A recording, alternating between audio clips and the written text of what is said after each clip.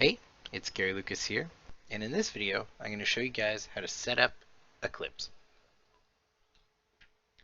So what we're going to do is once you've opened up the installer, you're just going to download this first one. All these other ones are just different versions of Eclipse for doing very specific tasks. So like this one is a version of Eclipse for C or C++. There are actually better environments and IDEs for programming in C, C++. But we're actually just going to use Java. So we're just going to click this. And it's going to ask us basic install stuff like create desktop shortcut. I'm going to say yes because I want one. I don't care about the menu. And then you're just going to navigate to where you want to put it. So in my case, I'm going to come down here, put it in game dev, programs. I'm just going to let it go there.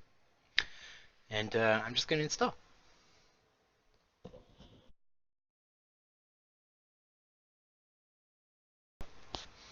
So now we've downloaded Eclipse and installed it. I'm going to launch it. And I'm going to show you guys how to set it up to have a proper workspace for what we're going to be doing.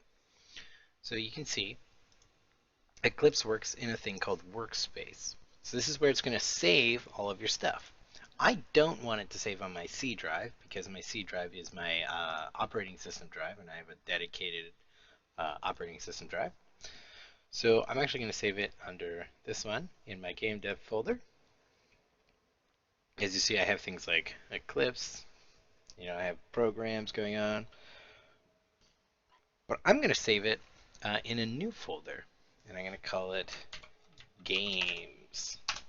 This is my game folder under Game Dev. I'm just going to save it in here.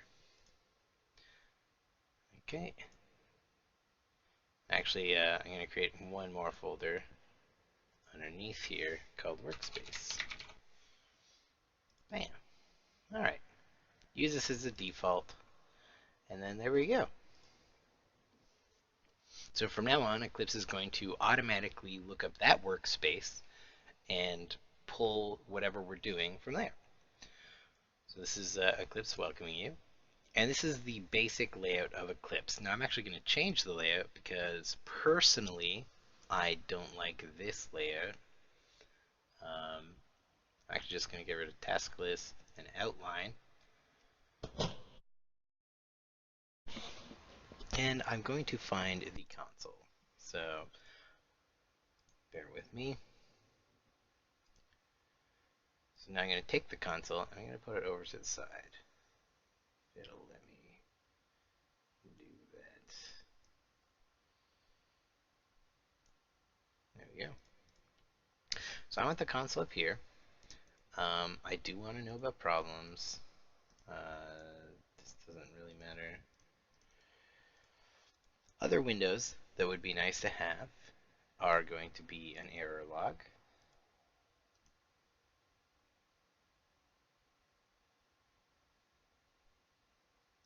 a navigator. I think that's it. So I personally prefer the navigator to the package explorer, and having problems in error log down here will give us a quick view into any code that we have going on that's screwing up. And the console over here, we're going to use that to display information to us so we know some backend information that we can use, and also our first game is actually going to be purely console based, so that'll be fun. And basically all you do is to set up a project. You can go into here and you're going to right click, hit new, and Java project. Isn't this fancy? We get to name it. So we're going to call it Hello World. Okay? Using an extension. So always select the latest version. So you just go down here, and ours is 1.8. And use project flow as root. No, don't do that. That is a bad idea. Add project to working sets. Nope. And this is everything. So we're just going to hit finish, and you can see it just automatically sets all this up. And in the navigator, you see it gives us all this extra information, and that's why I like the navigator. So you get to have both. And so under source, we're going to create a new package. And typically you would name this like a domain name. This is like a typical thing people do. Is so if I owned the domain um, Gary.com, which I don't, then people would usually do something like that. But uh, you can actually name it whatever you want. So in this case, I'm going to call it first program. And you could create the package info, but not necessary. Then under this, we're going to create a new class. Crazy. We're going to call it main. And classes are all capitalized. And we're going to include public static void main. And otherwise, that's the only thing we're going to add. And I'll explain what that is in a second. So one more thing I'm going to do, just to set this up, is I'm actually going to increase the font. Because I want to see the font pretty crazily. So to change the font, we're actually going to go here to Window and Preferences. You're going to go up here to Appearance, or General, Appearance, Colors and Fonts. Go to Java, Java Editor Text. You can actually change the font you use. We are not going to do that today. And we're just going to change the size. I'm going to use 18, I think. Maybe make everything bold. We're going to apply that. Yeah, it seems okay. Next, I'm going to actually change the color theme of Eclipse. Now, this is the classic theme, but personally, I have issues with eye strain, so I'm going to come in and I'm just going to change the color theme. And there's pretty interesting stuff you can do with Eclipse. It has its own marketplace, and to access it, you just hit Help in Eclipse Marketplace, and you see all these fancy things come up. And now there's actually a website you could go to that shows some of the marketplace stuff in better detail. It's just Google like Eclipse Marketplace. But what I'm looking for is the theme one. And there's all sorts of cool plugins you can get. Like you can have, we can go over here to popular. Actually, this is the one I'm going to download anyways. But you know, they have a Gradle integration. This is actually something we're going to get later, so we might as well install it now, the Gradle integration. And all I did was move over here to the popular tab. So I'm just going to install that. And that's it. You just click install, and that's all you do. Bam. Right? You just confirm. I'm actually going to go back to install more, because I do want to install more things. We will eventually need the Android development tools for Eclipse, so I'm also going to install that. And it says install pending. That's fine. And I'm going to come up here to Eclipse color theme, and I'm going to install that as well. I'm going to hit install now, and it's going to install all the things. So it installed the Android development tools, it installed Eclipse color theme, and it installed the Gradle integration.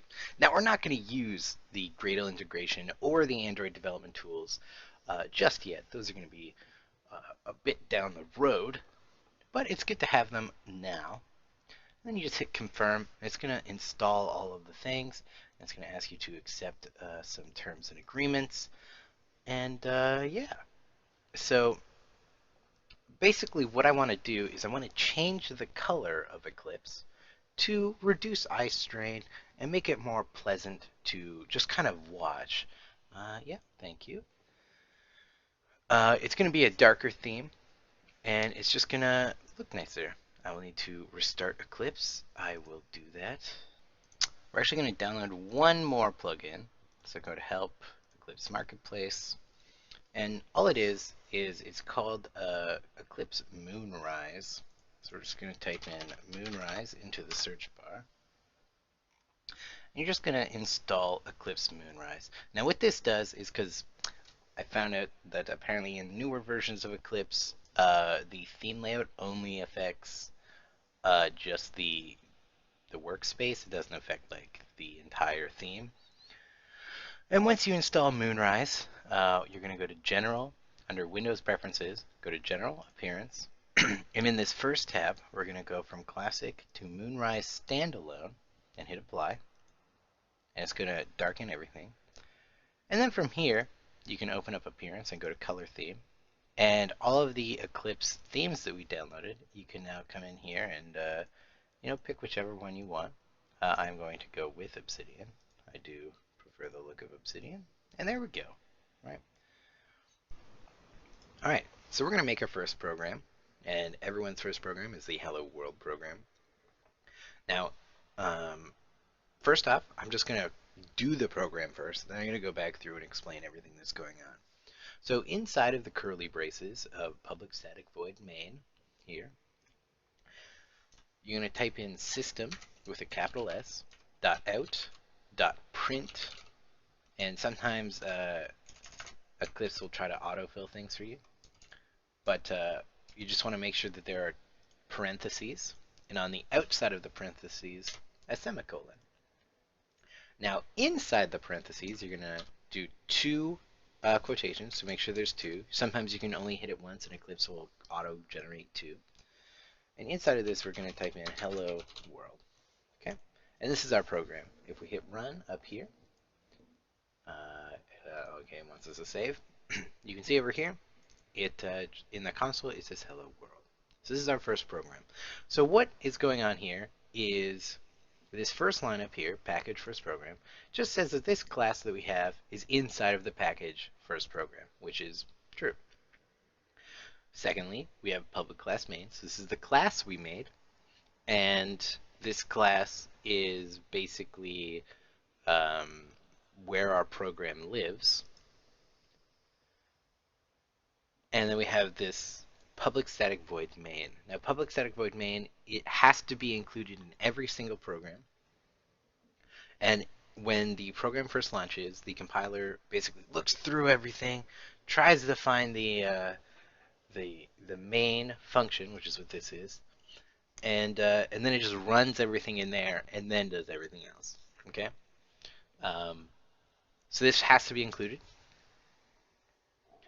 And that's all this really does. You don't, like all of this stuff, public, static, void, main, like these are all things, like public it just means everything can access it, static means it doesn't change, void means it doesn't have a return type, its name is main, and that doesn't entirely matter, but I mean, in this case it does, because it's the most important function. String args, this is just like, it's parameters that it has to go through. It's just always included specifically with the public static void main. And then you can see that we have these curly braces here.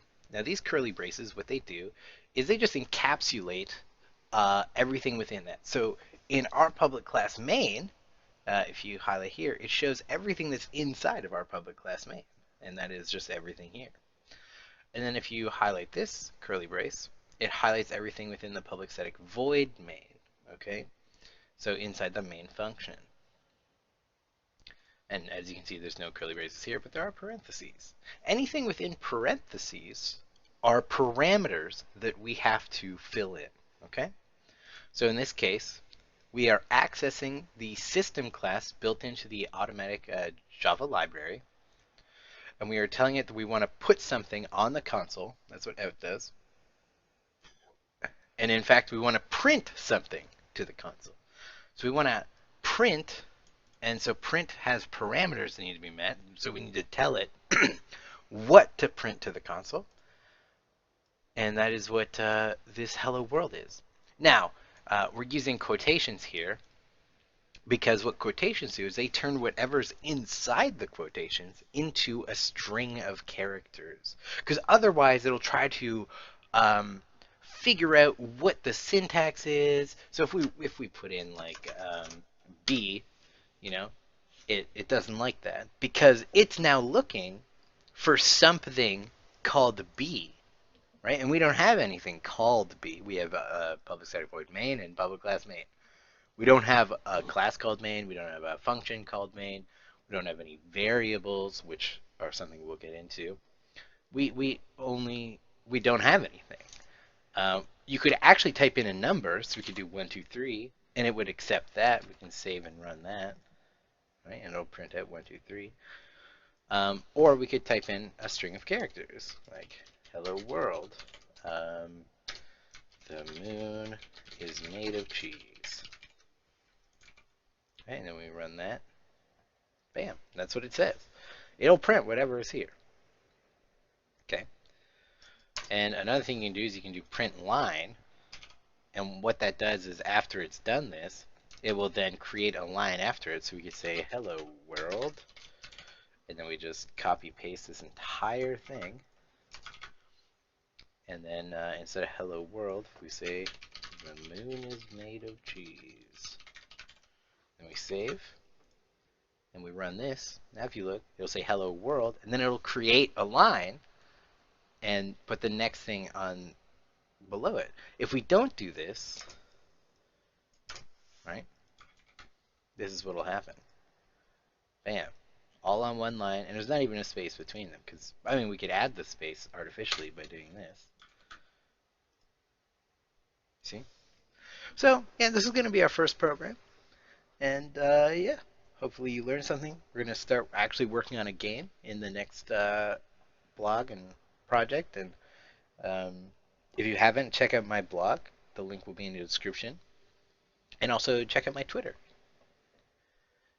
All right, guys. Have fun.